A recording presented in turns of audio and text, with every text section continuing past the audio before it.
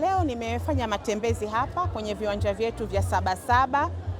Kama mnavyofahamu, maonesho ya mwaka huu yalianza tarehe 28, lakini tunatarajia ufunguzi rasmi utafanyika kesho kutwa tarehe 3 hapa kwenye viwanja vya Sabasaba, na mgeni wetu rasmi atakuwa ni Rais wa Jamhuri ya Msumbiji, Mheshimiwa Daniel Francisco Chapo, ambaye ataongozana na mwenyeji wake ambaye ni mheshimiwa wetu, rais wetu mpendwa Daktari Samia Suluhu Hassan.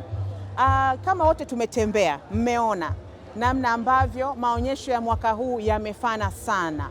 Hapa tuna jumla ya waonyeshaji takriban 3722 na tuna nchi takriban 23 zinashiriki kwenye maonyesho haya.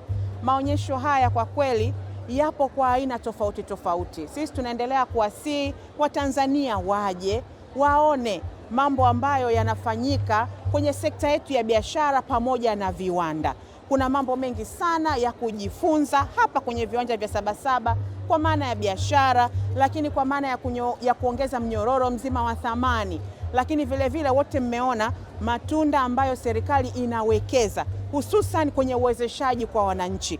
Tumepita, mmeona bidhaa mbalimbali za kina mama, lakini mmeona bidhaa nzuri zilivyokuwa pakti nzuri sana za vijana, na hayo ndo matokeo ya wazi ya namna serikali inawekeza kwenye mikopo na fursa za uwekezaji kwa vijana na kina mama. Kwa hiyo tunawasisitiza Watanzania waje waone fursa zilizopo kwenye sekta yetu ya viwanda na biashara.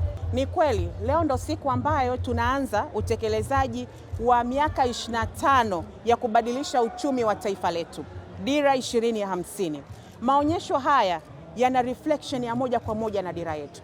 Sisi tumesema dira hii itakuwa ni dira ya kuongeza thamani ya mazao na kuongeza export yetu na kuacha kusafirisha bidhaa ghafi.